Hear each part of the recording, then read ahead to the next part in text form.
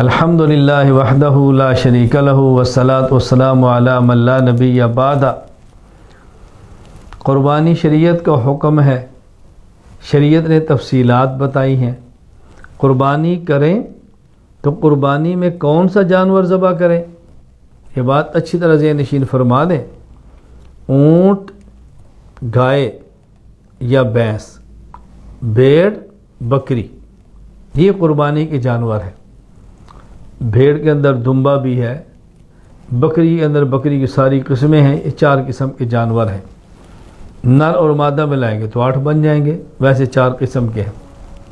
Number 1 اونٹ، number 2 گائے اور بھینس، نمبر 3 بھیڑ دمبا، نمبر 4 بکری کی ساری قسمیں، یہ جانور ہیں۔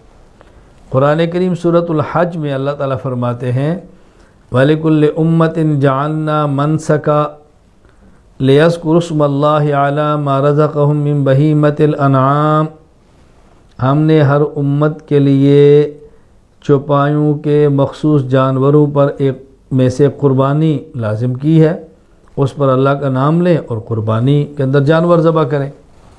تو یہاں فرمایا ہے من بہیمۃ الانعام، من بہیمۃ الانعام، مخصوص جانور۔ یہ مخصوص جانور کون سے ہیں؟ اس کی خود بذات سورۃ الانعام آیت نمبر 142، 43 اور 144 کے اندر موجود ہے۔ ثمانیۃ ازواج، فرمایا 8 قسم کے جانور ہیں۔ من الضأن اثنین ومن المعز اثنین، 8 قسم کے جانور۔ نر اور مادہ بھیڑ، نر اور مادہ بکری، یعنی بھیڑ، دمبا، مینڈا، دمبی، نر اور مادہ، دمبی ہے، دمبا ہے، بھیڑ ہے، مینڈا، بکری اور بکرا۔ اسی طرح آگے فرمایا وَمِنَ الْإِبِلِ اثْنَيْنِ، اونٹ، نر اور مادہ۔ وَمِنَ الْبَقَرِ اثْنَيْنِ، گائے، نر اور مادہ۔ تو یہ جانور ہیں جو قربانی کے ہیں، اونٹ، گائے اور بھینس، بھیڑ اور دمبی یا دمبا، مینڈا اور بکری اور بکرا، یہ جانور بلا اختلاف۔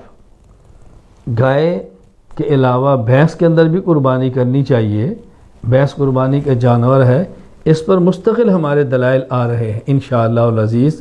اس وقت یہ وضاحت کرنے مقصود ہے کہ قربانی کے جانور صرف یہ ہیں، ان جانوروں میں گھوڑا بھی نہیں ہے، ان جانوروں میں مرغا بھی نہیں ہے، ان جانوروں میں ہرن بھی نہیں ہے، یہ جانور نہیں ہے۔ یہ جانور ہے جو آپ نے قربانی کے اندر کرنے ہیں، اونٹ، اونٹنی، گائے، بیل، بھینس، کٹا، بھینسا، بھیڑ، مینڈا، دمبی، دمبا، بکری، بکرا، یہ جانور ہیں۔